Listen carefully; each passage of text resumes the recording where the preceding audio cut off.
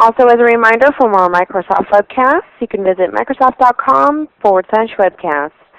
And again, I'd like to welcome everyone to today's MSDN webcast, Windows Communication Foundation, top to bottom. Today's session is part 5 of 15.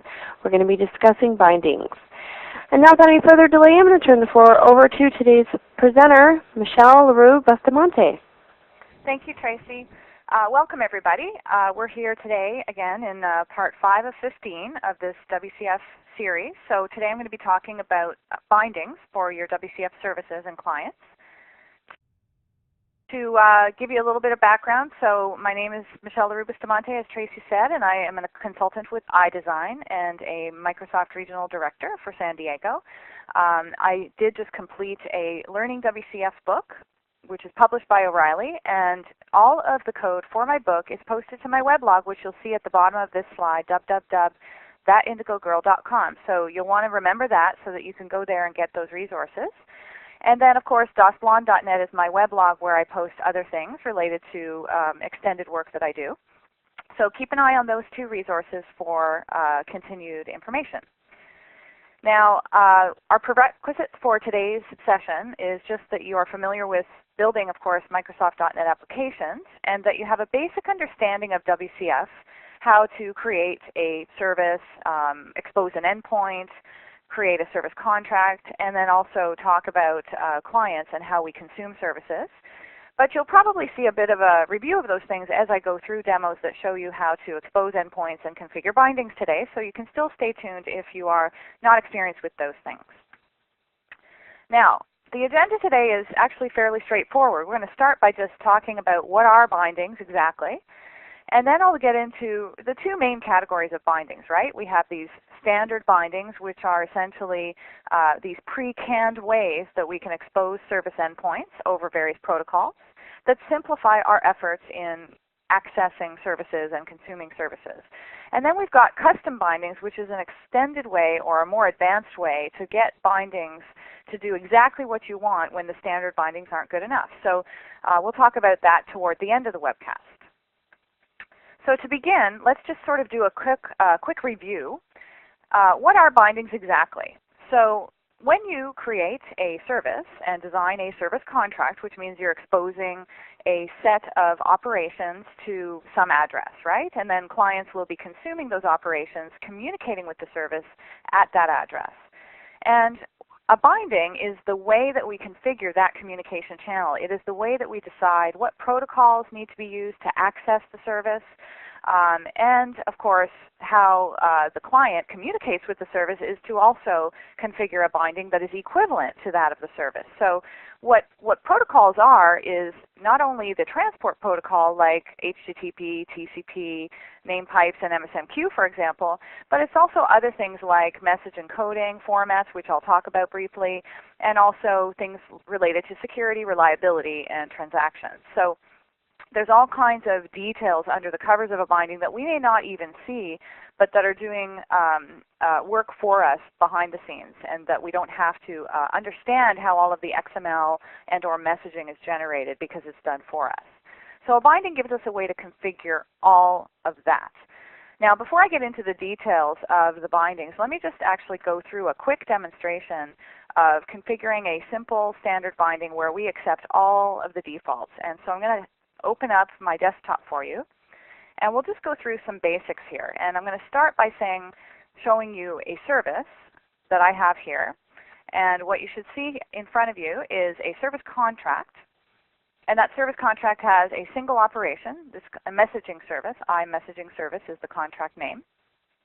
And I've implemented that operation in a service type. So that is the service that's going to be constructed when messages arrive to the server. And to host this service, of course, I have to select the contract, which is a set of operations, and expose an endpoint in some host process. So what I have here is a console application called host.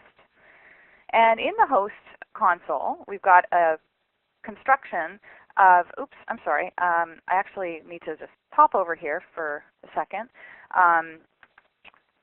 I was showing you a demonstration that I'm actually going to show you a bit later. So real quick, this is a different contract, but similar idea, right? A single operation and a single implementation of the operation, but it's called a Hi Hello Indigo service instead of messaging service. That's what I meant to show you. So Hi Hello Indigo service is the contract. It's the set of operations that I'm going to expose. And in the host, like I was about to show you, I have constructed an instance of a service host that points to that service type. And when I open the host, what that's going to do is open up the communication channel for any of the endpoints that I've configured, right? And we talked about this in earlier webcasts. Where I configure those endpoints can be in code or it can be in configuration, which you see here. So for example, if we take a look at this service configuration, you see Hello Indigo service is the service that I'm going to configure. And that service currently has one endpoint, but that endpoint is actually not for my service operation. It's for metadata exchange. And so what I'm going to do is add an endpoint. And in this new endpoint, what I'm going to do is expose the operations for the service and decide what protocols need to be used to access that particular service set of operations. So the address for the service is going to be, in this case, just relative to the HTTP localhost 8000 port here. So I'm not going to give a full HTTP address. I'm just going to give a relative Hello Indigo service address.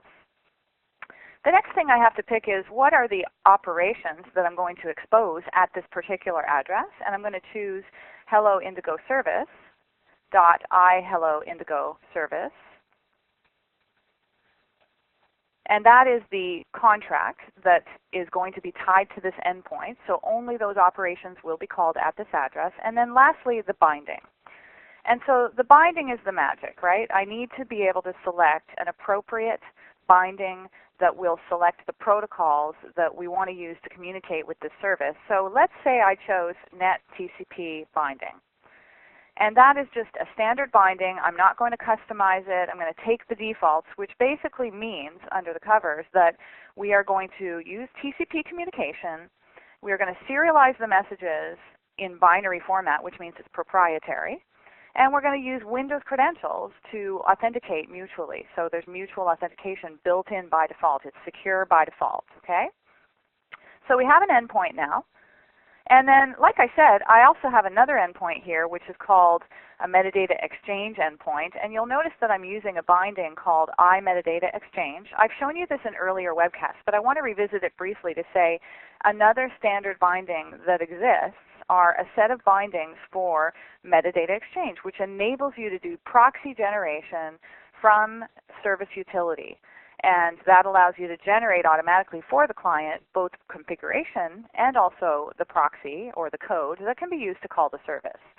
So without enabling metadata exchange, I wouldn't be able to do that automatically. I wouldn't be able to generate the proxy. And this is another standard binding that exists, which basically says, let's use HTTP with no security. So with that, I have two endpoints, two bindings, and a base address for HTTP communication. Now, since I'm using TCP here, I guess I'll need another base address, which will be for TCP communication.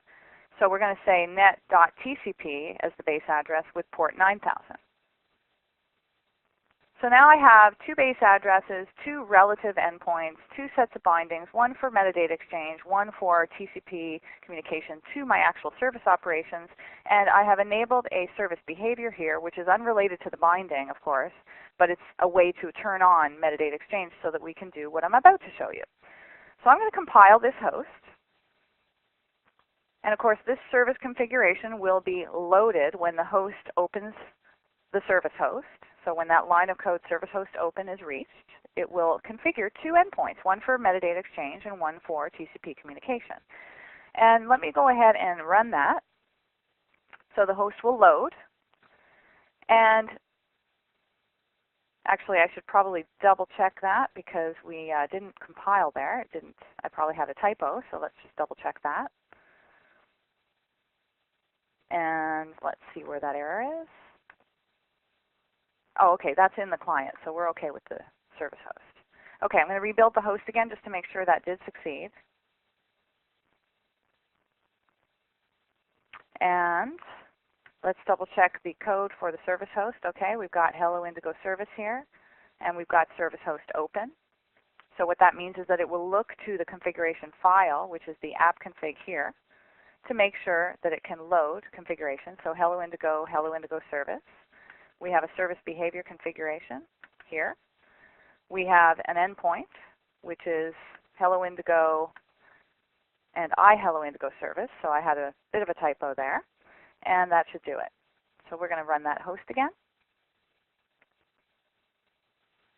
And again, those two endpoints will be constructed, and the service host will be now waiting for messages to arrive from the client. So we'll just keep this console window open and go to the client now.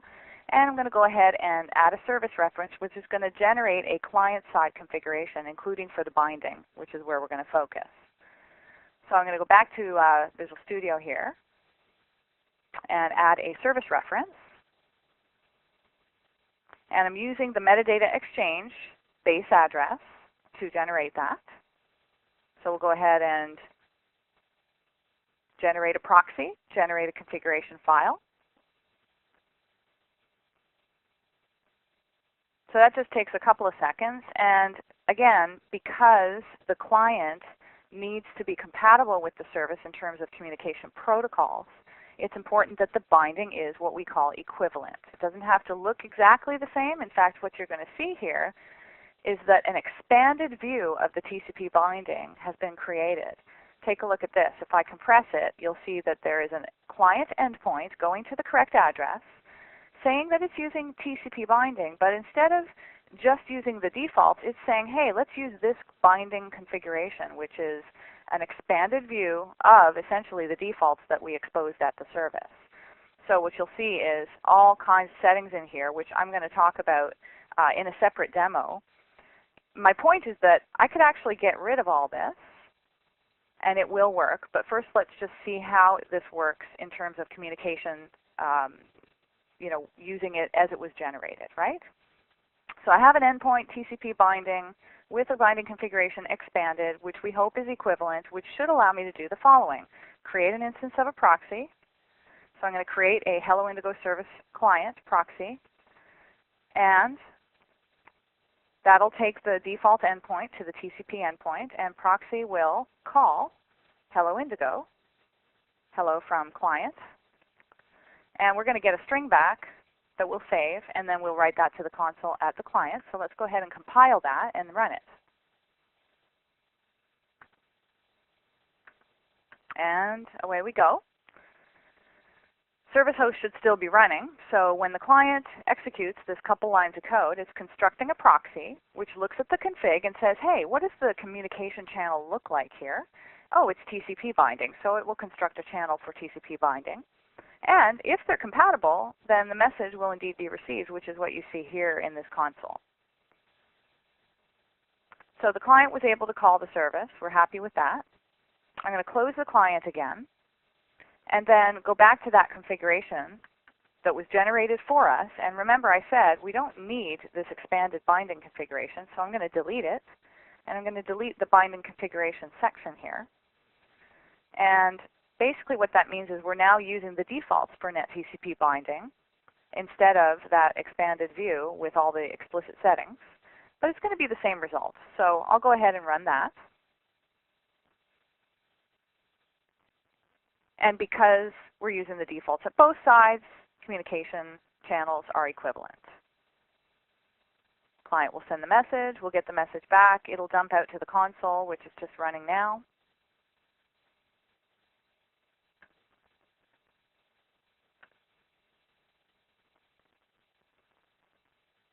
Takes a second to load, and here we go. So we've got another message back.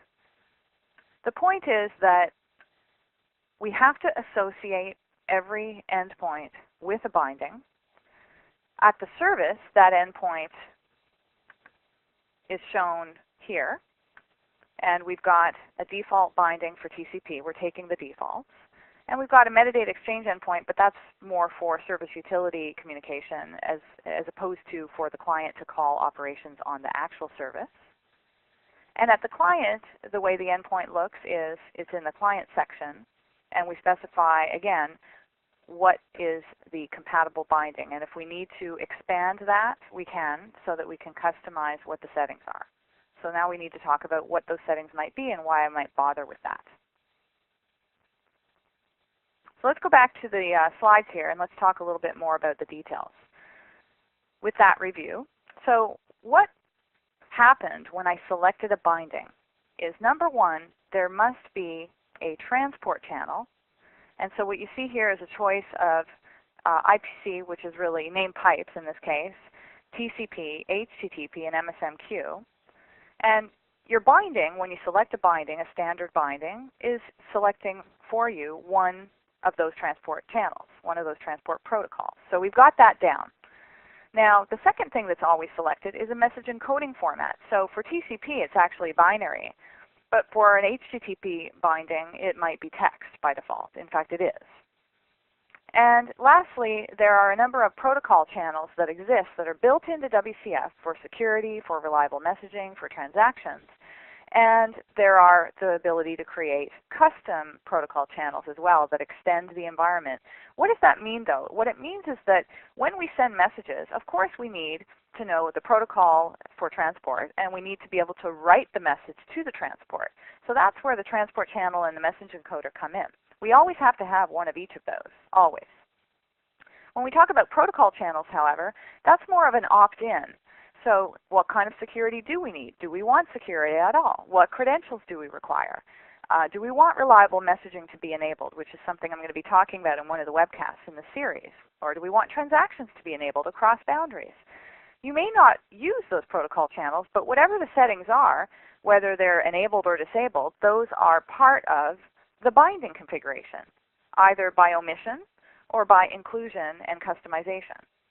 So you always have to have a transport channel or a message encoder, and you may or may not have other related protocol channels that are important to communication that affect how the message is written, essentially.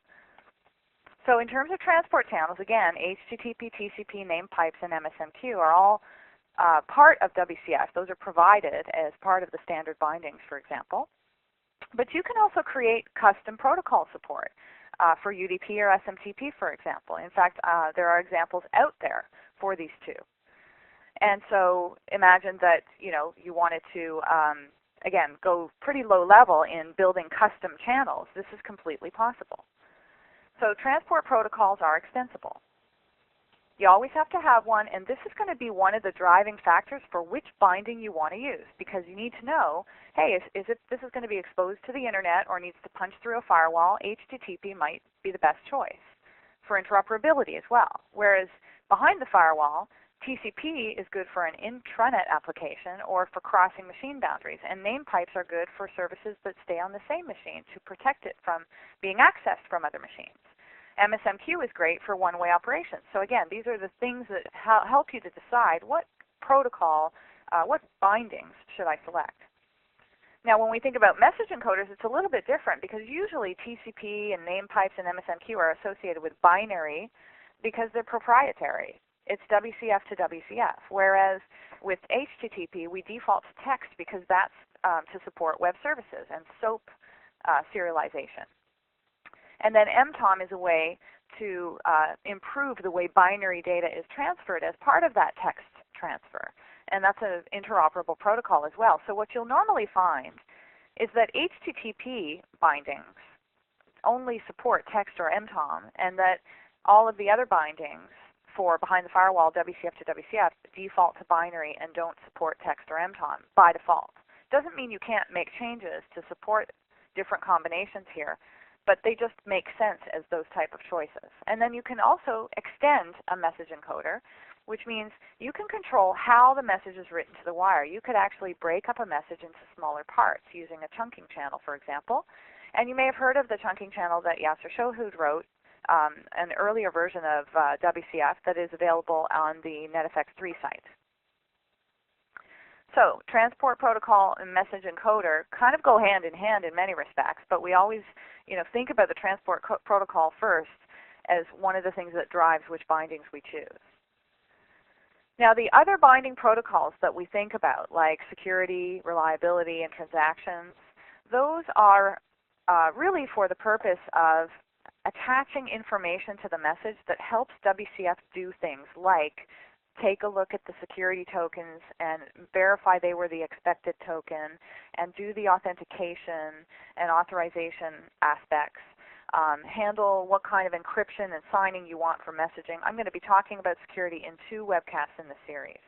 Reliable messaging, again, another feature that is something you can turn on and opt into, and transaction support. So these are things that affect the type of message serialization, because what they usually do is they add message headers and or add a set of messages that exchange between the client and service under the hood that you don't even see in order to facilitate creating, for example, a reliable session or creating a transaction, basically the communication for transaction coordination under the hood that you don't have to write, you don't have to see, you don't have to know about, you just have to know that it works and if you need it or not. So that's the idea with these other binding protocols, is that you should have some idea before you configure your binding, what kind of security am I looking for? What kind of reliability and transactions am I looking for? And then you go to the binding and you figure out, how do I configure that? So I'll give you a taste of that today, but it's important to understand that it can be overwhelming, the number of choices you get, and you shouldn't really be approaching it that way. It should be that you have an understanding what you want architecturally before you proceed. So these are also extensible, and you might add other types of custom headers and or communication for your services, and this is all possible with extensibility. So you can create custom binding protocols. Now at the end of the day, all of this is about building a channel of communication at the client and service that understand each other. So you can imagine that there is at the service, when the service host opens and loads up those endpoints, each endpoint has to have channel listeners to receive messages and indicate and basically have them processed by the service model. So the channel at the service is built from the binding configuration, and likewise the client proxy is a wrapper around a channel stack. And that wrapper is configured by the client-side configuration that's generated with Service Util, or that you can hand roll if you like. So the idea being that the binding configuration is telling WCF how to load up the channel on both sides, and really what is the channel but a sequence of passes through which the message goes to add on message headers, to handle message encoding before writing to the wire, for example. And those things are just done in the correct order because they're configured in a certain way. So if you take a look at this diagram here, the idea would be that the client application has a proxy, and the proxy is configured by the binding configuration for the endpoint you want to hit. So you construct a proxy and you say, I'm going to this endpoint at this address to reach these operations, and this is the protocol, NetTCP binding. And NetTCP binding may or may not have transactions enabled, so if not, then the message will not pass through the transaction protocol channel. But if transactions are enabled, then there's a channel that it passes through, the message passes through, to facilitate any sort of setup required that WCF can take care of for you under the hood to initiate the transaction. And the same thing goes for reliable messaging, right? So reliable messaging protocols are available. If you turn them on, then a series of messages happen initially that you don't see that sort of set up that session on the client and server so that they have an agreed upon session identifier. And then likewise, if you have turned on security, there is a security channel that will handle serializing the correct security token, your Windows token or some other security token that you have said you want to use. At the end of the day, the order of these are kind of important too, because security also handles encryption and signing, and that should be last before we actually use the message encoder to write the message to the wire, which will be TCP, for example, in the example I showed you so far. That message gets passed across, and the message encoder on the server side, you can imagine, must be the equivalent in order to decompose the message from the wire. The transport protocol, of course, has to be equivalent. There needs to be a TCP port waiting that can have a socket created to communicate for the client and service. And then, of course, we need to decrypt before we can look at the message and validate the security tokens, for example. and then before we can look at the reliable messaging, session identifier, for example, and transaction identifiers, for example. At the end of the day, though, the final stop is that a dispatcher has taken the core message, which is the data you're passing, like the string I sent, and converting that into a stack frame to call the actual service operation for you. So all you really see is up here, the client application, your code that calls the proxy, and down here, the service where you have an operation that just gets called as the message comes in. And the rest of this stuff is more or less magic that happens under the hood based on the fact that you've configured a binding for that endpoint. Now, each of those parts in the channel stack are basically called channels, which are configured from binding elements. So you can think of it this way, that a binding is a description for a set of binding elements, and those binding elements are used to create a channel stack. And the channel stack is basically a set of code that the message being sent passes through one by one for transactions, reliability, security, and so on, in order to generate the correct final message or facilitate other communications under the hood that you don't need to see. And that's the idea. Now, let's talk a little bit about how we customize a binding and control the channel stack and how it's generated. So I'm going to go ahead and continue with that example before. And so this simple bindings demo that we were looking at before, if we go back to the host, one of the things that we might want to do here is say, hey, I don't know if I want the default for TCP binding, right? So if I would like to further customize what those defaults are, what I can do is say I want to set up a binding configuration, which is basically I can provide any name I like here, and it's going to expect now that I have a section down here called bindings. And inside that section, I'm going to need to provide a NetTCP binding that has the name NetTCP, as I just described. And in here, I can now customize everything about NetTCP binding that is available to me to customize, meaning there are going to be some options in here, for example, related to timeouts, related to whether or not we want to control the message size. So what size of messages will we allow, for example? How many connections will we allow in terms of sockets? So these settings are not the same, by the way, for every single binding. These settings are usually applicable to the type of protocols we're working with as well. Now, within the binding section, there's also a section for security and reliability, and reader quotas are related to the size of messages as well. For example, what is the largest size of array that we will allow, right? And if the default is 16K and I'm passing a large image, I might need to pump this up to 5 meg, for example, right? So these are things that I can control. I can also control how big the largest string is, for example, as opposed to 8K. I might need to make that bigger for some reason. When we think about security, well, the defaults are that the mode is transport security, and the defaults are that that means we're looking at the transport section with a client credential type of Windows. So what I'm showing you here is actually the defaults as they come with NetTCP binding. If I want to change that, then what I might do is something like change the credential type and make it a certificate.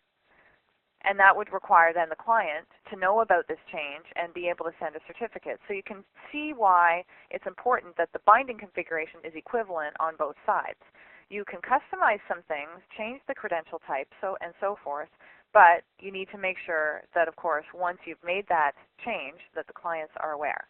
So usually we don't change it after we go public with the service, right? Now, another thing we might do is add reliability. So I can add reliable sessions and enable that here, and then that will be another change for this binding. And so what you see now is a complete binding section that customizes the max array length and customizes nothing about security because I'm actually leaving the defaults, and turns on reliable sessions, which were not on by default. And with that, I can actually host the service. So go ahead and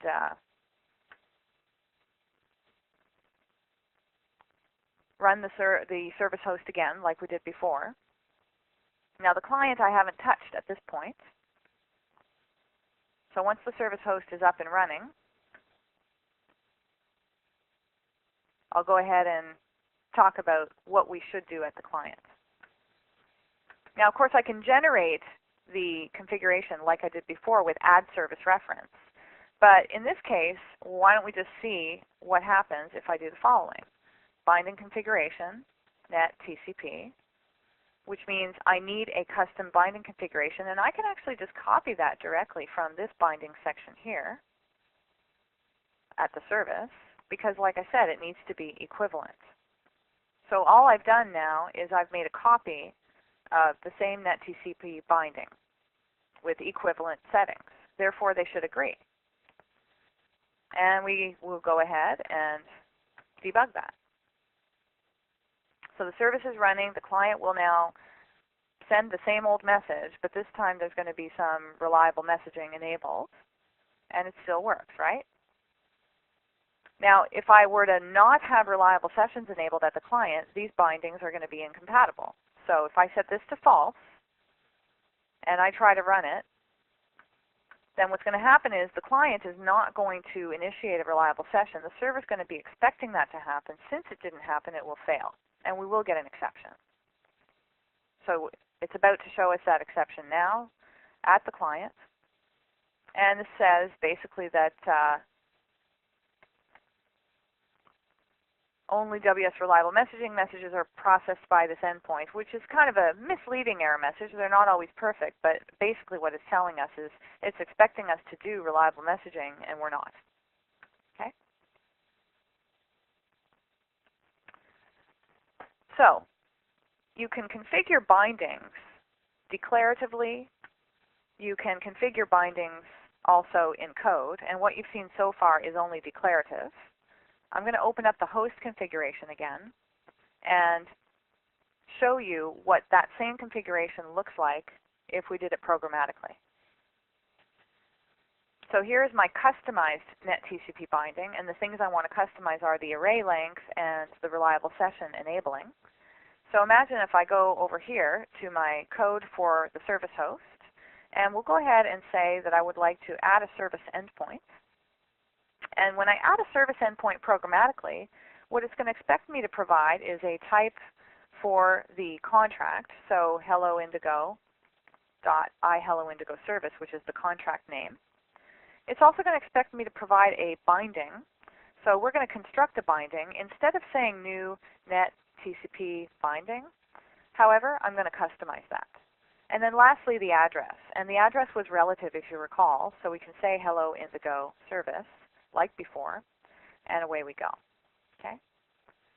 Now, instead of new net TCP binding, what I'm going to do is actually create a net TCP binding instance called binding. And when we construct the binding, what you'll find is that you have a control over setting the security mode, and you can also set if reliable sessions are enabled or not.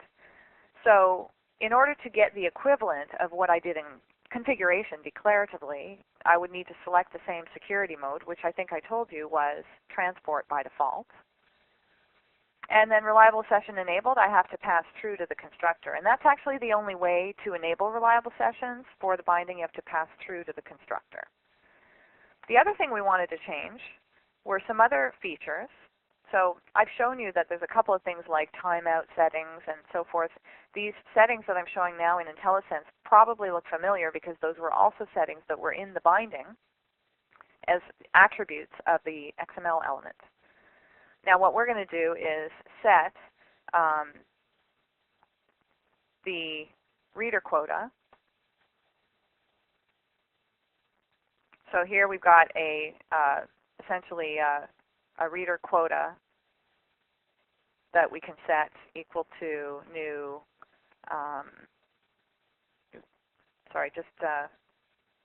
XML dictionary reader quota. So XML dictionary reader quota Okay, it's not letting me do that actually. Well, let's do this instead. Binding, let's set the message size. Here we go, max received message size. So you can set directly the message size. I'll do that here instead. So we'll go ahead and call this, 5.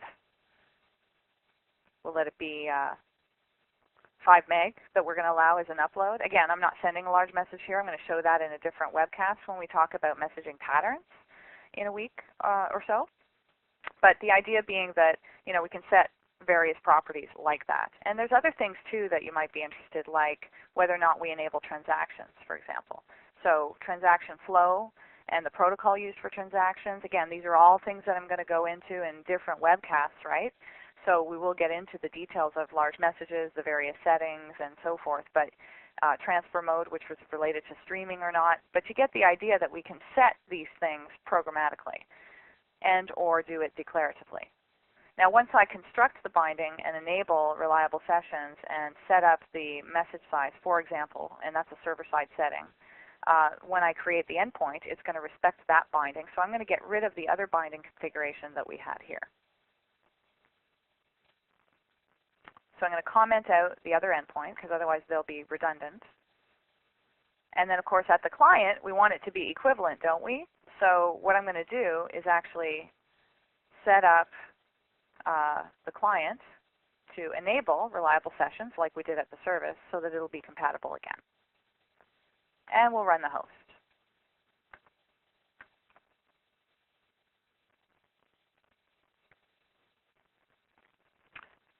So the host is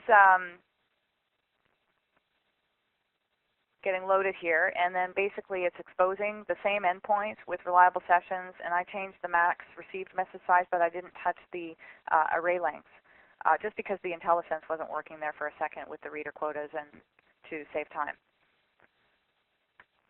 And then I'm going to go to the client, and we'll run that. And it's got an equivalent setting.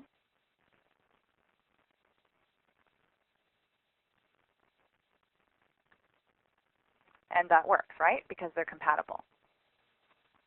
So the point of that is the way to customize a binding is to associate a binding configuration if you do it declaratively, which was shown here.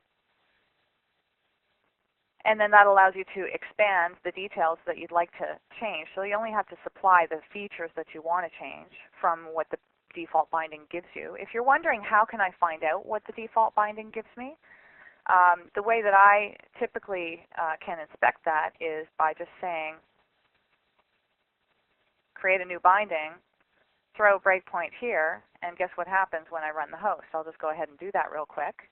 And we'll be able to see what all the defaults are for NetTCP binding just by constructing it programmatically, and that'll give you a way to take a look. I document these things in my book as well, but I think that,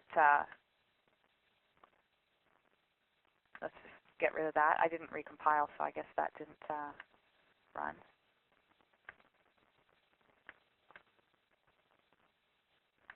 I think I left the host running, so let me just close that down, and we'll try it again.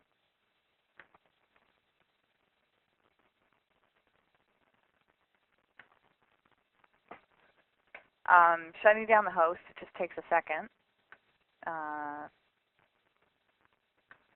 And we should be able to recompile again.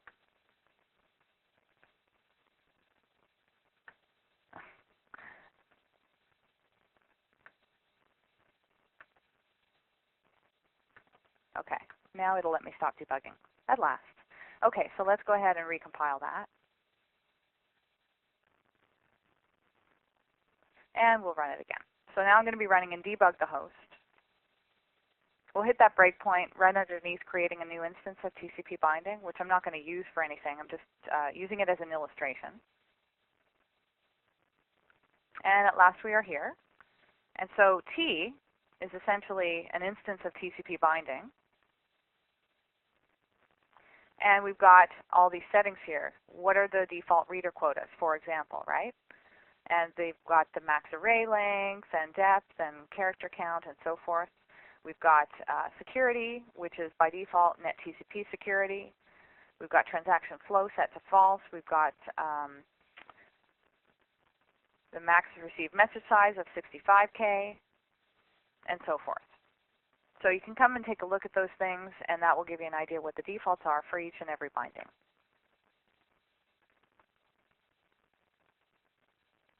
So at the service, customizing a binding declaratively is done with the XML element and a binding configuration association. Customizing a binding programmatically consists of constructing the binding and then setting appropriate features that you'd like to set before you open the service host. Once you open the service host, the channel is immutable and those things will not be changed. So let's go back and discuss a few more things. And then I'll get to some advanced demos after this. So, to select a binding, you're going to try to use the standard bindings, and I'll get into the list of those shortly here. And those are predefined binding elements that by default are associated with a particular protocol and a set of settings for security and so forth that you can modify. It helps to know a little bit about what you want before you go in to modify the binding. You should have some idea if you're building an intranet or an intranet application, or if you're what kind of security you need, like I said. But once you have that idea, then you want to know what does the default binding give me, and if that's not appropriate, you can modify it. You go to custom bindings really only when the default standard bindings don't provide you with some properties you can change, and I'll give you a few examples of that after. So the standard bindings are as follows. We have 4 HTTP protocol bindings. Basic HTTP and WS-HTTP are the 2 core interoperable web service bindings that are the most common, and I'm going to describe what they're for when I get to that. And then we've got this dual binding, which is for doing callbacks, two-way communication over HTTP. We've got federation binding, which is useful for advanced security scenarios, single sign-on, for example. We've got name pipe and TCP binding, which are for behind the firewall communication. We've got peer binding for broadcast capabilities. And we've got MSMQ binding and also a legacy MSMQ binding, which is useful for backward compatibility with your existing MSMQ COM Plus services. Now let's kind of review these piece by piece. First, let's think web services. You know when you need to expose web services, you're going to choose basic HTTP binding if you're trying to expose an endpoint that will give you some interoperability with legacy applications. So, for example, if you know that your clients are just wanting to use SOAP 1.1 and don't have the capability to do addressing, which is one of the features of SOAP 1. Usually SOAP 1.2 is, accompanied by addressing headers for routing semantics and things. So if you just want a simple endpoint, basic endpoint, then you would use basic HTTP binding. WS-HTTP binding is useful for, again, not only just a simple endpoint for SOAP 1.2 with addressing, it also supports all the other interoperable protocols for security, for reliable messaging, for transactions over HTTP. So these are, it's a very useful binding for forward, protocols that many platforms do support today. So it's definitely interoperable to leverage those protocols. When we talk about dual HTTP binding, you're talking about callbacks over HTTP, which can be very useful in a WCF to WCF scenario, but is not really interoperable today. Even though it's XML over HTTP, it's not an interoperable protocol that other platforms understand. So it's useful mostly for your own in-house purposes, right, if you want to reach a client over HTTP. And then federation binding is useful for advanced federation scenarios, which I'm going to do an entire webcast on. So when we think web services, we really want to think, do I need to expose endpoints that can be supported by both legacy clients and new clients? And when I go through a demo, I'm going to show you a little bit of the choices and configurations that might be typical. Now you also have to think about intranet applications and applications behind the firewall when you want to call a service across machines and do it safely and securely for a distributed application, for example. So we have two choices that are key for that, and then peer is a special choice. So net name pipe binding really just means I can only call the service on the same machine. It's a way to lock down communication to the service so that no other machines can get to it.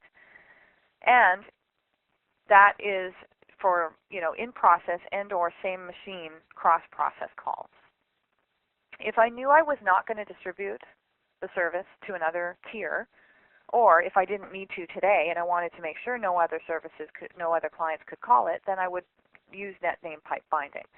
But net TCP binding can also be useful for same machine and cross-machine calls, especially if you need to use other than Windows security, if you want to use certificates to authenticate which application is calling your service. And I'm going to obviously talk about that when we get to security, so I just want you to think high level that there are going to be reasons to move from net name pipes to net TCP, even on the same machine, if you want to support a richer security environment, for example.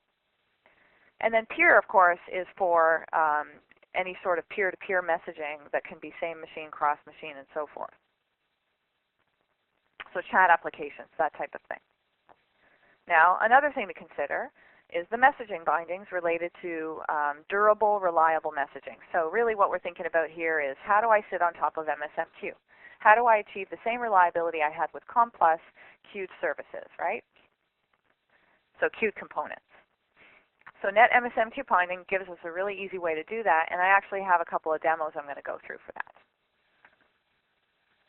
I've already talked about how you can customize each of those standard bindings, but one thing to point out is that when you customize a binding, like in this case NetTCP, remember that the settings available to you inside the binding configuration section are not going to be the same across each binding because, for example, NetTCP only supports certain types of credentials when you're using transport or message security, whereas Federation has a very rich model for credentials and messaging. So in other words, when you customize a binding, the obvious choices for customization are what the service model gives us, and that's why we may once in a while need to deviate beyond the custom binding, or beyond customizing a standard binding and moving to an actual custom binding. So let's take a look first at some of those scenarios. And what I'm going to do is, again, I've shown you how to just take care of building a service and showing endpoints and exposing those endpoints and customizing the binding if it's a standard binding. Now what I want to focus on is the following. This is a web application, and it's going to be an intranet set of services. So my services are going to expose three operations. It's going to be an admin, user, and guest operation. So what I'm really illustrating here is, hey, I'm exposing a contract at an endpoint, and it's going to be secure. Now the question is, how do we want to secure it? And again, not to talk completely about security, what I do want to do is at least show you why would I choose different bindings. So there's a couple things I'm thinking about here when I configure this. And I'm actually going to go and find my binding configuration section here, so just bear with me while I get that. So here is my service. My secure service is going to have several endpoints. And this is important because if I am exposing internet services, what I want is the ability to expose a SOAP 1.1 endpoint over SSL, because the number one way that most services are called today that are internet services is username and password over SSL. So I need one endpoint for that. So I need to be able to configure my basic HTTP binding to do SOAP 1.1 username over SSL. Now let's pop down to where that's configured. And here is my configuration for basic HTTP binding. Notice that my security mode, instead of being transport, which is the default, is going to be, or sorry, none, which is the default, I'm making it transport with a message credential, which means I'm relying on the transport SSL to secure communication, encrypt and sign messages. But my credential type, which you can see has two choices, username or certificate, no windows, I can choose username for message security. Now again, don't think about the details of security, which I'll talk about in another webcast, but the fact that I am exposing a legacy endpoint with traditional SOAP 1.1. And furthermore, I have another endpoint that's going to be SOAP 1.2 and SSL. Now notice that with WS HTTP binding, I actually need to turn off negotiation because by default that's not interoperable. Again, something I'll describe in the security section. I also need to turn off secure sessions if I want to expose a simple endpoint that just does SSL and client credential type is supported, transport with message credential. So essentially, these two things, this one is not interoperable. This is interoperable but advanced. So we turn it off if we're doing simple communication. Now what about if I want to use not SSL, but I actually want to provide web service security as is defined by the web service specifications? In that case, I'm going to use message security instead of transport with message credential. I'm going to require a username, turn off negotiation, and still turn off secure sessions because that is an advanced standard I'm not ready for. I want my users, my callers, to be able to reach the service without secure sessions because they may not support it. Their platform may not support it yet. And then finally, I'm probably going to have a secure session binding, and I'm probably going to have a reliable session and secure session binding. Now again, security and reliable sessions are all things I'm going to talk about later, but the point is that this is an example of the kinds of things you might need to do for Intranet, right? Is that you want to expose as many endpoints as possible if you need to support, if you don't know who your clients are and you want to give them options. Now, if you want to force your clients to use a certain set of protocols and reduce this to 2 endpoints, then that's perfectly fine. It's all in, whether you're trying to get wide reach or whether you're trying to, control and give people maybe 2 options. So when I run this, what you're going to find happens is the client will obviously have a choice of which endpoint they want to hit. And the client will have to have equivalent binding configuration on their end. And we'll be able to test each of those endpoints effectively.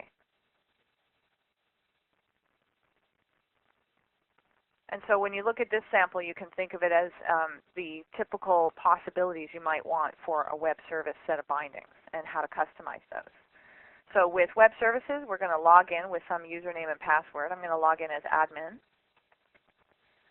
And then we'll call the admin operation over SSL, SOAP 1.1, and it worked. We can also call SOAP 1.2 with SSL, and that works. We can also use message security, and that works. Again, in terms of what the message looks like, we'll talk about that when we get to security.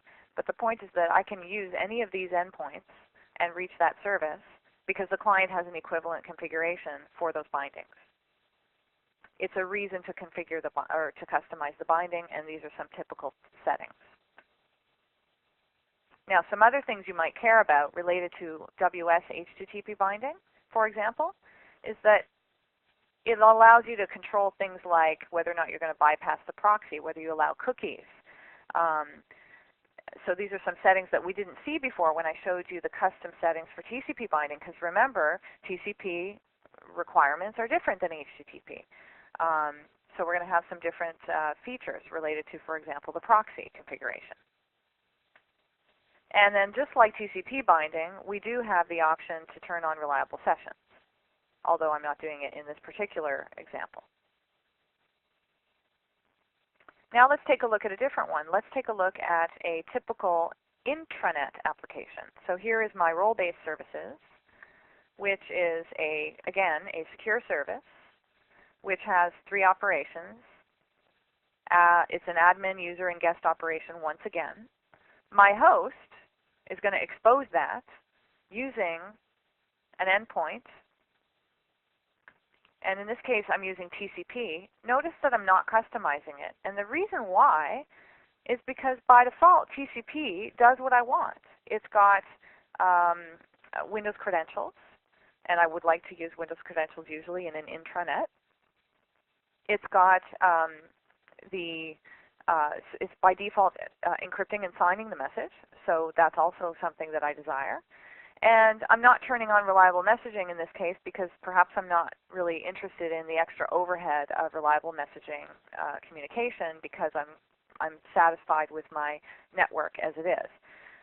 So the idea is that the defaults for TCP binding are close to pretty good unless you need to increase message size and things like that for your services.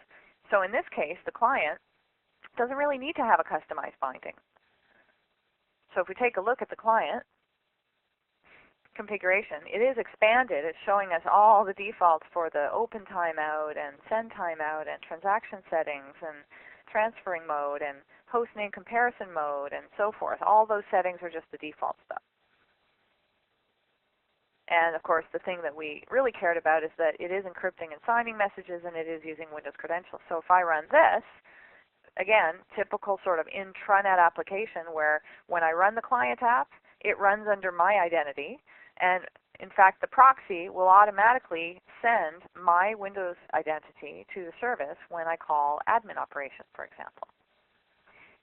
The service will identify me as MLB because that's who I logged in as. If I want to log in as somebody else, like DB Service, which is one of my other accounts on the machine, and I call the user operation, it identifies me as DB Service. And that's actually done by default just by constructing the proxy. So you'll notice here I'm not setting the identity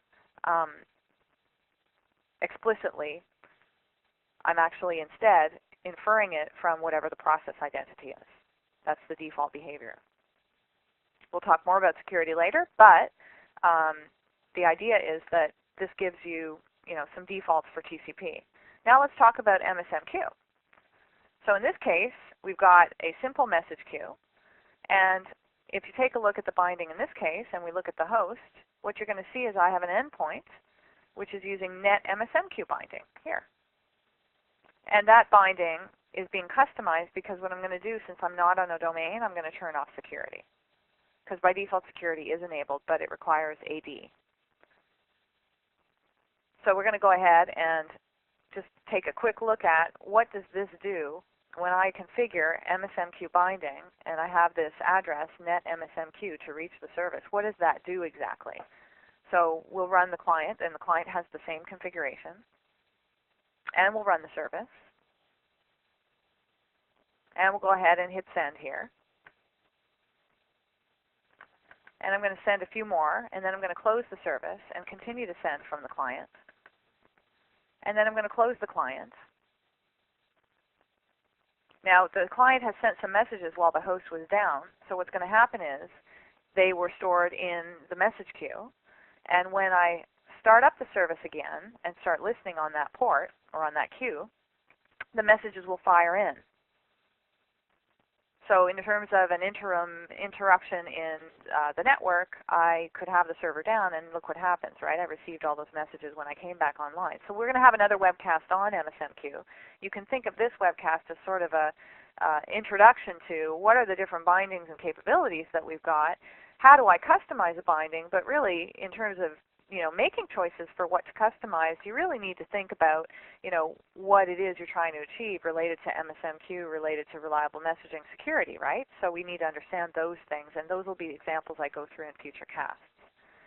Now lastly, a custom binding might be necessary, and one classic example might be when I want to expose an endpoint, and I might have thought of doing it as WS HTTP binding because I want SOAP 1.2. But what if I don't want the addressing headers, but I still want SOAP 1.2? Because that's something that ASP.NET supports, right? You can have ASMX web services that are SOAP 1.1 or SOAP 1.2, but they don't have addressing headers by default. So if I need to be compatible with that, I actually have no choice but to create a custom binding, which means the binding is custom binding, and then I have to provide a binding configuration section. In this case, instead of choosing one of the basic HTTP, MSMQ, name pipes, TCP, dual, federation, WS-HTTP, what I'm doing is I'm specifying I'm going to create a custom binding by the name SOAP 1.2 no addressing. And to build a custom binding, you actually have to select a transport like HTTP, HTTPS, or peer, or TCP, or name pipes. So if I scroll up here, I should be able to find name pipe transport, right? So you have to select one transport, and only one is allowed. In this case, I'm selecting HTTP. I also have to select one message encoder. You see this is using text message encoding, and one of the features is I'm allowed to set the message version. And the message version could be SOAP 1.1, and it could be with addressing, without addressing, or just SOAP 1.2. So I'm using SOAP 1.2 without addressing so that you can see that it's possible to change it from the default, which would have been addressing 1.0. We would have seen that as the default. So I'm changing it, and this is the only way I can do that. And then I can also add sections for security, and I can also add sections for reliable session. And there's a number of other features like enabling one-way communication for dual, and so forth. So there's an awful lot of settings in here. In fact, custom bindings are quite daunting. There's a lot of detail. So what you want to do is really first know, what am I missing? What are the features I'm looking for? Why doesn't the standard binding give it to me? And then you can look at the custom binding and see this plethora of options that can be overwhelming unless you know what you want first. In this case, I knew what I wanted, and this will allow me to have an endpoint that does not use addressing headers, and therefore the client needs to be equivalent.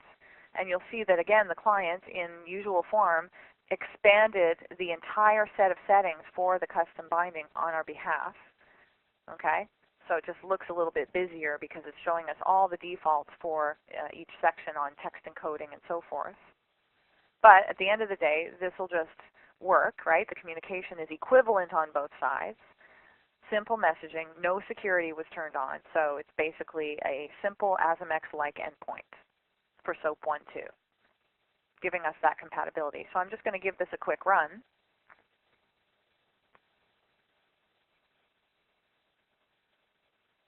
And we'll just see that the message comes through, which means that it worked, that they're compatible on both ends, and away we go. So with that, to sort of sum up the things that we've taken a look at here, there are a list of many bindings that you can choose from. The bindings that are standard, typically you will need to customize something for message size, for security settings, for reliable messaging settings, for transactions. But you first should know what you want, and that's why you should pay attention to the webcasts we're going to do that talk about those specific features and help you understand why you would choose those from those features. The other thing you want to remember is that custom bindings are there to help you out when you need to really dig in and get something to work that that is not provided by the standard bindings. And again, impossible to go through all the options at once and really comprehend it. It's better to look at scenarios, right? So we'll be seeing scenarios as we go through different webcasts related to a particular topic. But you saw one example there, and that gives you an idea how you can build it. So from that, what I'm going to do is remind you that you can download all the code for my book at thatindigogirl.com. We have other advanced samples on the iDesign site, so you probably want to look at our WCF resources there. And stay tuned for the rest of the webcasts. If you go to my blog at DOS Blonde, you'll see a list of all 15 webcasts with links if you want to come back for some more and get into some of the details underneath the bindings, which is really the protocols we're going to be discussing. And of course, if you need more details, have I got a book for you? I did finish publishing my Learning WCF book, which has hands-on labs inside as well that helps you practice some of these features. So feel free to take a look at that and give me your feedback. And so with that, I'll turn it back to Tracy, and we'll take a look at some questions. Excellent. Thanks, Michelle. I do want to remind everybody that for more information, they can print a PDF of today's session. To do that, just go to the File menu in your upper navigation bar. Now, please feel free to continue to submit your questions into the Q&A panel, and you just want to hit that Ask button. Also, I am going to be posting a survey here in just a minute. If you would all please take a moment to fill it out before you log off. We do appreciate your feedback. As a reminder, for upcoming and previously recorded webcasts, you can visit Microsoft.com/webcasts. You can go here to access this webcast, which will be available in about 24 hours. Now, if you have any webcast content ideas, something out there that you'd like to see and haven't yet, we'd love to hear from you. Just take note of this link here. And for anybody who's interested in receiving a free 14-day trial of Microsoft Office Live Meeting, You'll want to visit Microsoft.com/present live. And here's the survey from our session today. Please follow the links provided to complete today's webcast evaluation. And Michelle, do you have any questions waiting there for you? I sure do, yeah. I have one question here which you might want to resubmit. Why did you have to open a new instance instead of running the sample? I'm not sure what you mean by that, so if you could maybe re-articulate that, that would be great.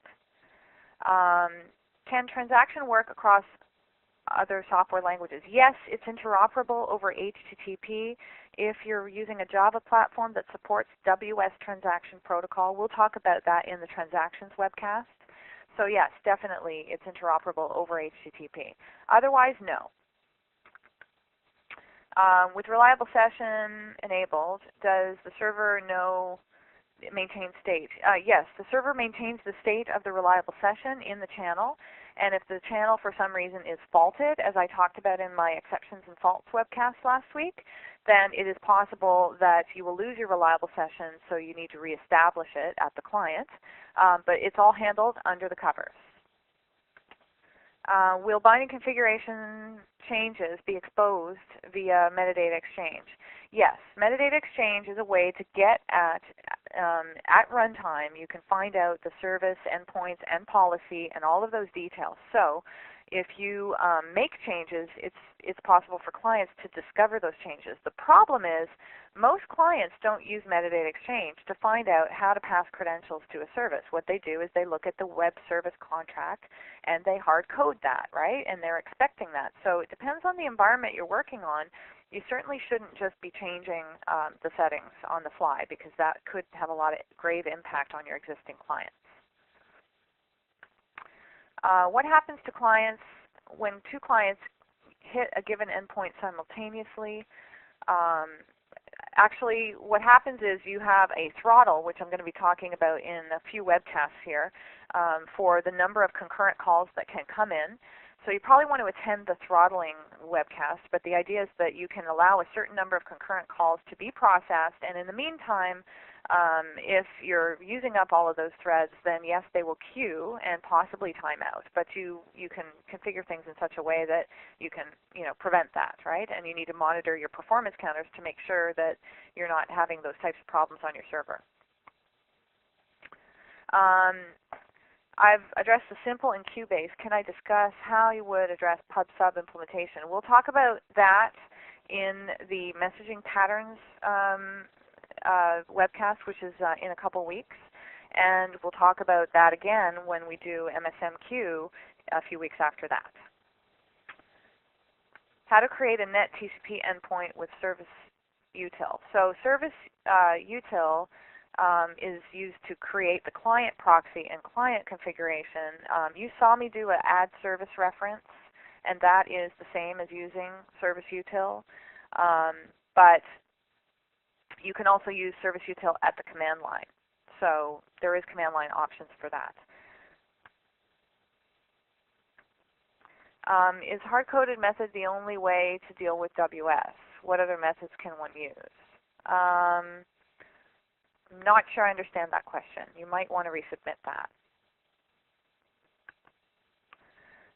When debugging, sometimes I press debug, other times I press start new instance. Oh, okay. That's because sometimes I wanted to run the host without debugging, so I was using just a different feature of the Visual Studio environment, and then I would right-click and start new instance because, I don't know, habit.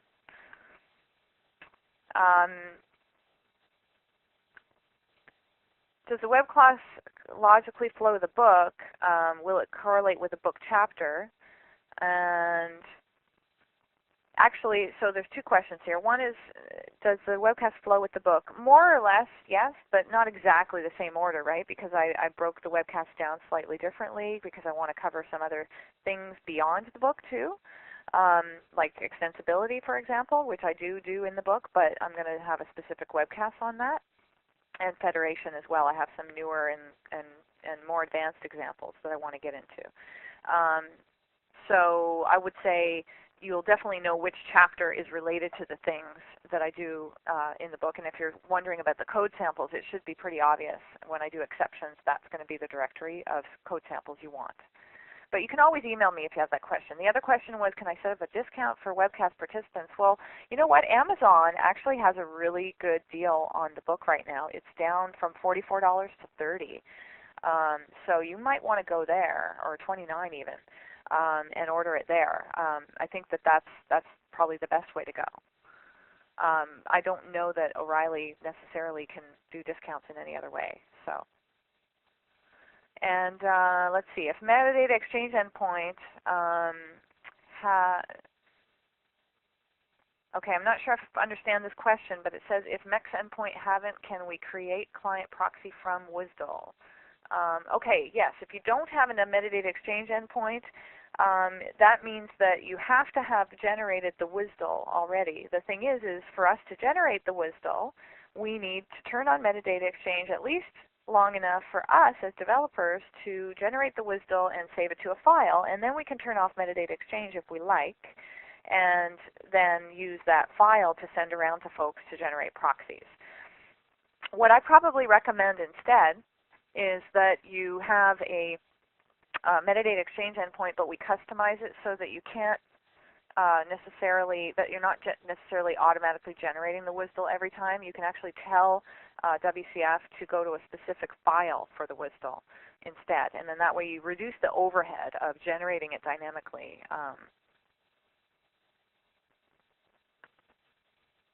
Can you do contract first development in WCF? Yes, you can, and I did a webcast on contracts, 2 actually in a row, the second and third in this series. So you probably want to go watch those webcasts, and then you can email me if you're still confused about that. Okay, it looks like those are the questions.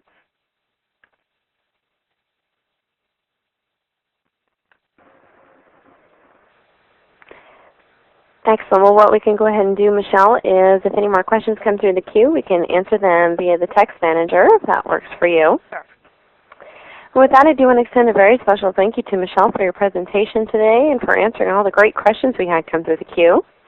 Well, ladies and gentlemen, this is going to conclude today's session. Thank you for joining us. You may now disconnect from the audio portion of today's webcast.